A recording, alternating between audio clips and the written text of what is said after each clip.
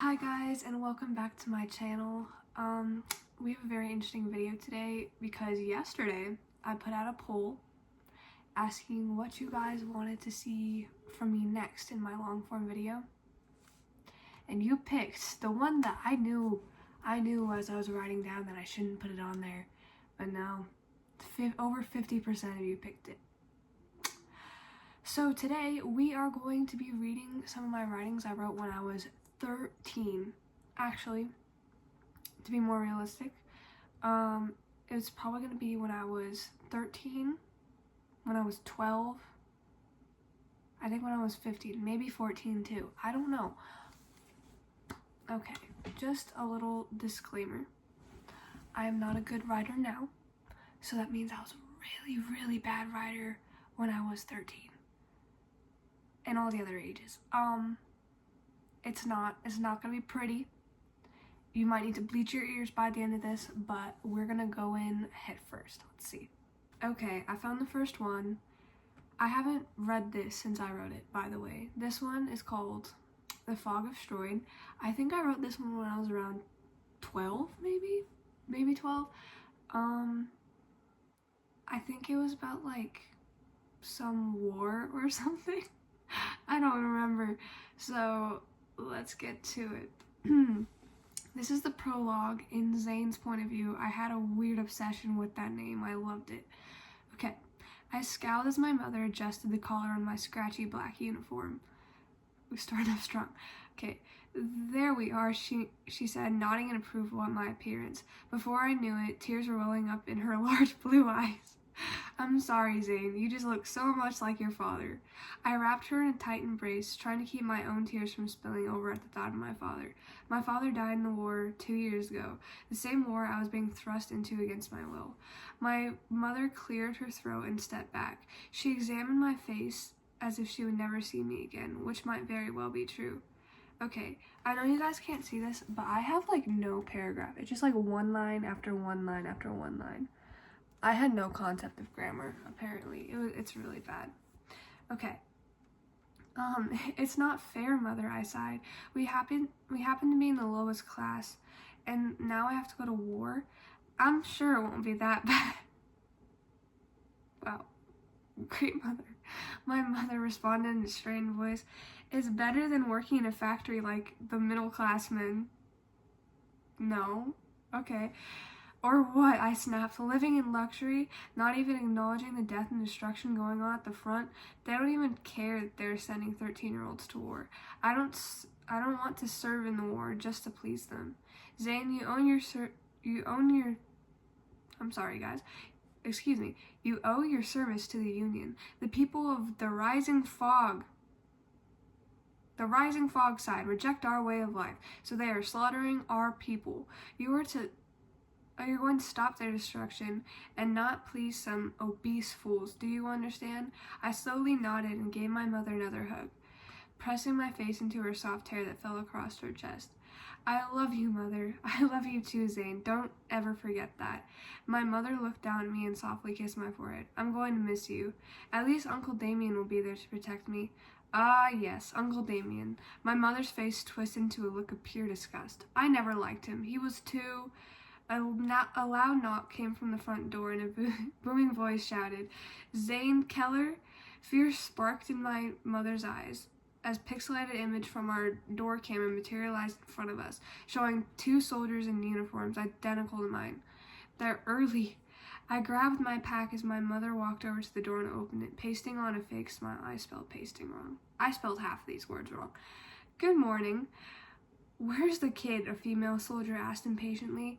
Teenager, actually, I said, coming to stand by my mother. You should probably know that from all the teenagers you pick up daily. Okay, so I had just read Keeper of the Lost Cities for one of the first time. I probably just finished it when I was writing this, so I was gonna be like, my main character was gonna be like Keith. I was gonna make him sassy and everything, and I don't think I was good at making him sassy or snarky, whatever I was trying to do here. Oh my gosh. We're almost done. It's okay, guys. We don't have all day, the male soldier next to her said. Oh, come on, no happy birthday? A snarky one, aren't you? The female soldier raised her eyebrow. That shouldn't last long. The male soldier grabbed my wrist and started dragging me out the door. Wait, I protested. I didn't finish saying goodbye to my mother. You had all the time in the world to do that, the man said cruelly. Okay. As they dragged me to a hovercraft in the distance, I heard my sobbing mother shout, "Remember, Zane, always remember." And with that, I was shoved into a hovercraft crowded with frightened teenagers, all anticipating their horrific fates at the front. Okay, what was he supposed to remember, though? I don't even remember that. Okay. To be fair, the premise wasn't that bad. It was just very poorly executed. Oh, who names? I thought Rising Fog was the best name for an army. But why? Why? I was 12, okay? You can't blame me for whatever this is. I was actually writing it with my friend. So she was writing in the perspective of the girl he was going to fall in love with, Bex, and I was writing the perspective of Zane. And our writing style was so different, it threw off the entire thing. It's so bad, guys. It's so bad. Anyway, let's go to when I was 13. The writing probably is not improved at all. Okay, I have found it. This is the only one that I actually finished. I wrote it with a friend, and I made sure to find the one part I remember writing. I remember being so proud of because I thought it was hilarious. And before this, trying to find it, I read a little tiny bit of it and I'm already dying. I don't know why I decided to write this. So for a little context, this one is called A Risky Trade. It is what if Jack never cut down the beanstalk and the giants took over the world. Honestly, as I said for the last one, it's a pretty good premise. It was just not well executed at all. And they end up getting together at the end, of course, because I've always been a hopeless romantic. She was supposed to turn them into the giants in order to save her mom for some reason. I don't actually remember. But then a bunch of different characters kept popping up because I got too bored with these characters. So we have a fairy, named Faye, F-A-Y, in case there's any confusion. And then I brought in Puss in Boots, and then the girl's name is Remy, and this is her brother, Callan, I think. So I decided that Puss in Boots was going to get drunk. So, I had no idea what being drunk was like or what it sounded like. I just took it from movies, and a 13-year-old's perspective of this is probably not the one to trust at all. So what we have here is he got drunk while I think they got kidnapped, I think they got ditched in an alley, something like that. I think they're poisoned or something. I'm not gonna read a whole lot of this because it's that bad. Oh dear goodness. So this is Remy's perspective, and she's talking to her brother Callan and Alla, who only appeared for one chapter, supposed to be like a girl version of Aladdin. I don't know, man. Okay. Or Alla. Maybe it was Alla. I don't know. Okay. I can take you wherever you need to go, Alla said confidently. I know the marketplace like the back of my mind. I looked at Callan and he shrugged. Sure, I said. We quickly left the alley and wove through the people and stands. Alla stopped in front of me and I ran into her back. What the? She said, gazing at something.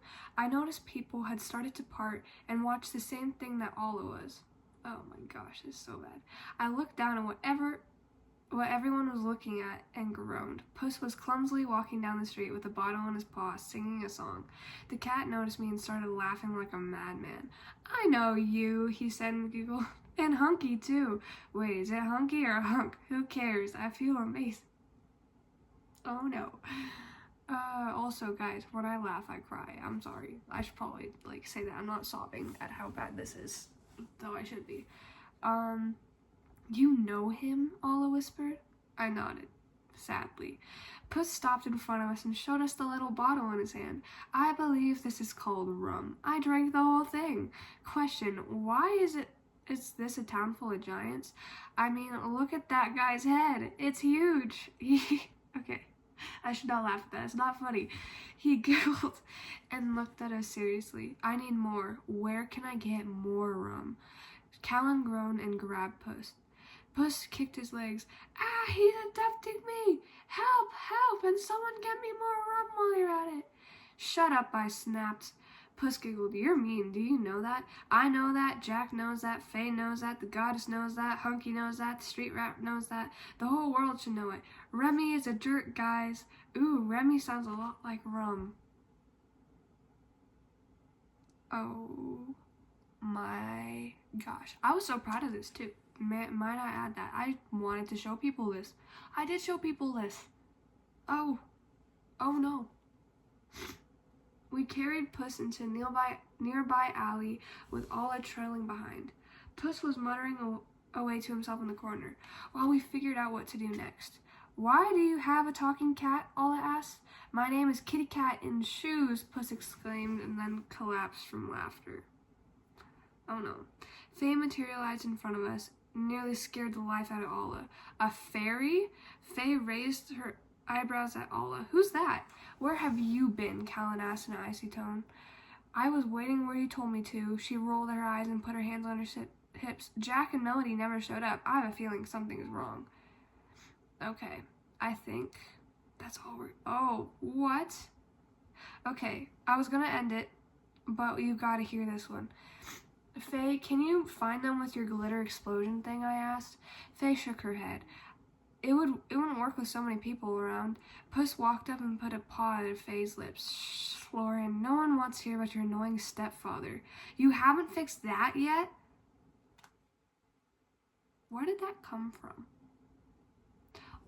What? Why'd I think that this was funny? I have broken humor even now, but I don't think I'm so glad I'm not this bad. I'm sorry you guys have to hear this. Oh dear. Let's just go to the next one. I don't even want to finish this. I don't want to look at this. I'm done. I am so done. Okay, moving on to 14. This one, already opening it up, it has 72 mistakes according to Grammarly. So that's not good. So this one was about Peter Pan, and I think I meant to do it in like a modern day retelling of it. I know that I just watched Once Upon a Time, and then I basically just took the idea, thinking it was original. I don't know. I submitted this actually to Teen Author Boot Camp. If you don't know what that is, it's like a boot camp for teen authors. It's in the name. But you can, like, they have first chapter contests, and I actually submitted the second chapter because my first chapter was too long. And I got honorable mention in it. And I don't know why they chose me reading this back now. This is the first time I'm reading all of these, by the way. I don't know if I mentioned that at the beginning. So this is like a blind reaction to it. So Lord help me. Okay, this one, I had a whole prologue with Peter Pan, and then I don't know where I was going with it, so I'm just not gonna read it. I'm gonna read the first chapter because I remember that's how bad it was. And like, when I say it's bad, it's really bad. And I showed this to everyone. I think my mom posted it on Facebook for a time before I had her take it down. I showed it to teachers at school because they said they would give me extra credit. I'm pretty sure when my boyfriend and I first started dating, I showed this to him thinking that it was good. Like, what, 3 years ago? Yeah, we don't talk about that. Anyway, I hummed the tune of a song from the old Peter Pan movie as I tucked my little brother into bed. I love that song, Max sighed happily as he snuggled deeper into the covers, chilled by the breeze blowing through the open window. "Good night, Max," I said in my most soothing voice. I slowly bent down and placed a soft kiss on his forehead. "I love you." As I went to turn off his glass lamp, okay, my brother whined, "I'm too old for that, Meg." His large brown, okay. I now notice I have something with like calling eyes like large for everybody. Like, it was the mom from the first story. It's this one. I don't know if I still have that problem. Maybe we should read one that I wrote recently. Or maybe not. Maybe that's gonna be embarrassing watching back. But who knows? Okay. His large brown eyes stared at me in disgust. "I'm 6 now, almost a grown man." "Oh, I'm sorry, you're right," I replied as I attempted to nod seriously at his childish comment. The attempt drastically failed when a large smile broke through, followed by a laugh. "Megan," Max whined. "I'm sorry, Max, you're just growing up so fast," I teased as I ruffled his dark brown hair and winked. "I almost wish he was a boy who never grew up." "Me too," he exclaimed, and jumped out of his concuded blankets to stand on the bed. He raised up a small figurine of Peter Pan into the air and looked up as if he was Superman. Then I could fly and talk to pixies and see mermaids, and I could fight pirates and get a good night's sleep. I cut him off and patted his now vacant pillow. He quickly plopped down next to me and shook his head. "Sleep is for babies." I gently took the action figure from his hand and walked over to his overflowing toy box. "I love to sleep and I'm 17. Okay, this might be why I hate it so much, but I hate it when they give like random unrealistic information in the dialogue. Like, that's part of the reason I hated Powerless so much. It's like, "I am the queen's daughter." Like, when would you ever say that? Like, to your cousin? Are you kidding me right now? Okay, sorry. I offered as I attempted to cram it in. I settled for resting it on a small bookshelf filled with fairy tales and children's novels. "Well, that's because you're old," he said matter-of-factly. "Old people like to sleep too." "Okay, you little rascal, time to go to bed," I said and came back to his bedside.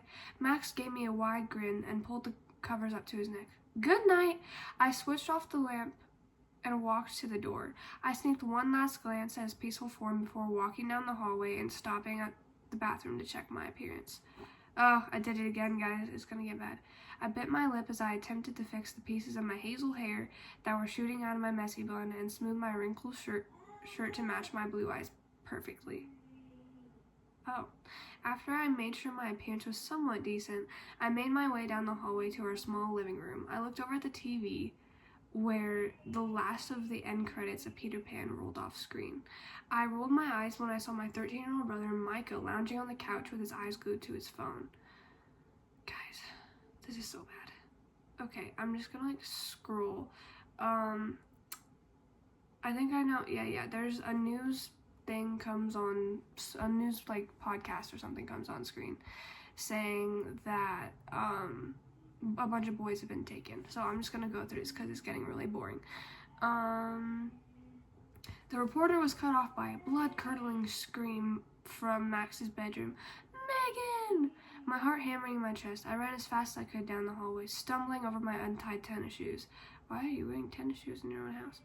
I got to Max's room and quickly barged through the door, unaware of whatever danger I might be facing. I quickly flipped on the lights to see Max with his covers pulled over his head, hiding from what looked like a 16-year-old boy that was slowly approaching him.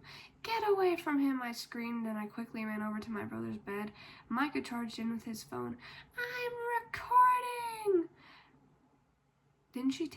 She took his phone earlier. I don't know if I read that part out loud, but interesting. Okay, whether he was recording to show it to the police as evidence or post the video on TikTok, I would never know. The boy packed up as I picked up Max and held his trembling body close to mine. "I know what this looks like," the intruder said slowly. "Let me explain." "It looks like you're about to kidnap my brother," I snapped. I placed Max down and he quickly ran behind Micah's legs. "Who are you?" Who are you? I now gripped Max's lamp in my hand as I held it threateningly above my head. "My name is Peter," he blurted quickly, before I could take action with my newly attained weapon. "Like Peter Pan?" a small voice came behind Micah. "Oh, yeah, no. No. I think we're just gonna be done. We're gonna be done because it just gets more boring from here. There's no reason to keep it going.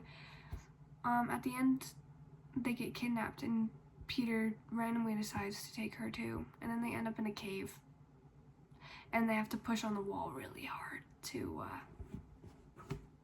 open it up, and that's the entire thing that I wrote. 14 pages. I thought it was a whole lot more than that. That's kind of sad.